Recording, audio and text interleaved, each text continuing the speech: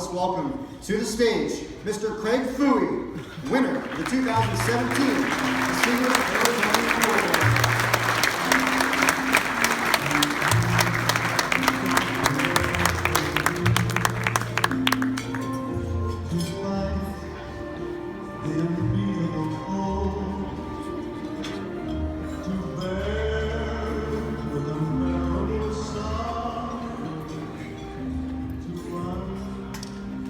Very proud to be standing here to present this very special award. Craig Fouhy is a true role model for so many reasons.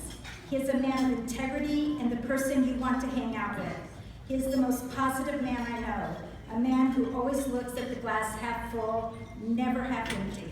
He's a dreamer like most of us, but the one big difference is he puts his dream into action. There is absolutely nothing that holds him back.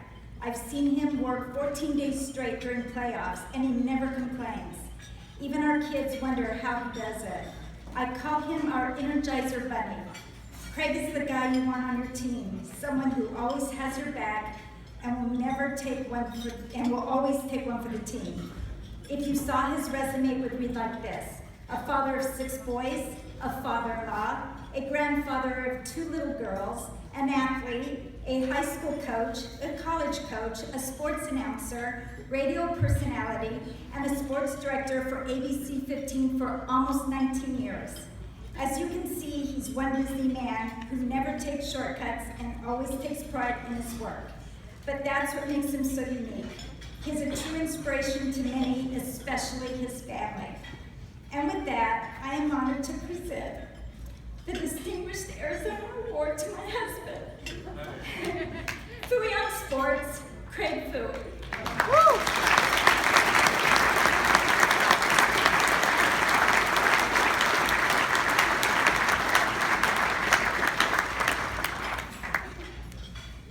Thank you. I'm tearing up. See what you started with? When Janie called a little while ago and said, we're going to honor you with the Distinguished Arizona Award, I said, are you sure you got the right person?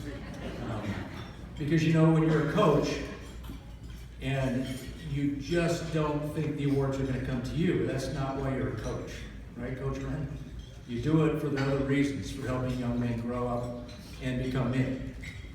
For those that don't know, I did coach for 20 years, started as a high school coach. I came out of college, I was a 6-foot, 220-pound offensive tackle. And we played to dream the impossible dream because no one expected me to be an offensive tackle in college. And I went on and played 4 years at Pacific Lutheran University, then a NAIA school with scholarships, and became a 3-time All-Conference player, a 2-time All-West Coast player, and All-American as a 6-foot, 230-pound offensive tackle. I went on and I graduated from college and I wanted to be a head football coach, and my teammates said, you'll never be a head coach, you go be an assistant first. I said, no, I'm going to be a head coach. I went and applied and got a head coaching job out of college. I moved through a 3 different schools. I went on and became a college football coach at the University of Montana back in the 80s, where I coached running backs and tight ends at different stints, and then went on to become a head football coach at North Park College, now North Park University in Chicago. Came back out to Washington in the 90s and started coaching high school football again, and then came down here through circumstance and was hired at Hamilton High School when it was just dirt by John Wren and Fred Dupree. And at the same time, ABC 15 called. And for those that know anything about TV, I had no television background. I was an education major, had minors in history and political science and coaching, and I didn't know anything about TV other than it looked like it'd be fun. So I walked in and presented them with a paper resume, and a year and a half later I was hired and got a 6-month contract at the time, and here I am 19 years later. So for me, nothing has come easy. But I got a message early on as a young fellow, as a young player. I was very fortunate to play for one of the outstanding college coaches in America, Frosty Westring, who since passed away, but one of the winningest coaches of all time. And the message was, there are 2 models of winning. And this is, guys, the one thing I wanted to leave with you tonight. There are 2 models of winning, and one is the world. The world says you're number one or no one. You're the best or you're no one. You're a state champion, league champion, national champion, or you're no one. And I want you to know tonight there's another model of winning. It's achievement. And I learned a long time ago, when I was a young guy your age, that if you set goals and work to achieve something better for yourself, you can win. And now we call it the double win. But the point is this. I want to be the best I can be, not compared to others. Listen, there's always going to be somebody faster. There's always going to be somebody stronger. There's always going to be somebody bigger. You can't be the best your whole life.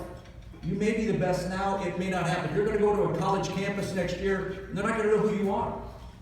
So what do you do then when you're not the best? You're not the most heralded guy on campus. You have to have another model of winning, and that other model is achievement. And so I want to be the best I can be. And if I'm the best I can be and I'm working toward being the best I can be every day, then by the time you get to be my age, you'll be pretty darn good. You just keep challenging yourself every day. And if your teammates do the same thing, you'll be a very good team. So forget about what the world would have you believe that, my gosh, you got to be number one. You got to be state champion. You got to be state champion, world champion, national champion. You got to be Olympic gold medalist. That's not the case in life. We all can't do those things. But we can be better tomorrow than we are today. We can be better next week than we were this week. And that's what I wanted you to believe. The message I wanted to believe. The true character of a person is really how you treat people that can give you nothing in life. The character that you present is how you treat people that can do nothing for you. Not the person that can help you in life or do something for you, give you money, buy you a car. It's how you treat people that absolutely mean nothing to you, other than they are people. They're human beings. And so you treat the custodian the same way you treat the head coach. You treat the guy out with the valet the same way you treat the guy who's the chef. You treat everybody the same in life because they're important people. And you need to realize that achievement is the most important thing you can do in life. Setting yourself goals, your personal goals, being there for your family, as Coach Ren said, being there for people who love you and care about you, being there for your teammates.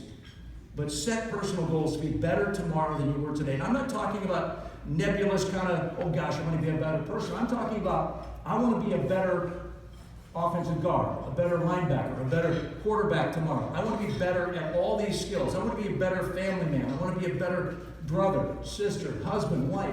I want to be better tomorrow than I was today. And if you continue to do that, if you strive for that, then you're a winner. And it's not about my book or somebody else's book, it's about your life. You've got to be a winner. You've got to learn to get up when you fall down. And you're the only person that can do that. Nobody's going to be there to pick you up when you fall. You've got to do it yourself. We're all judged against, and we do it in television every day. We're judged by the other TV stations. What are their ratings? What's going on? I'm now in radio. We do it the same way there. How the other radio stations do it.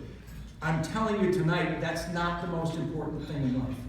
What's most important is you strive to be your best every single day. And if you can do that, you will be a success and you'll have a successful life. No matter what happens on the football field, right?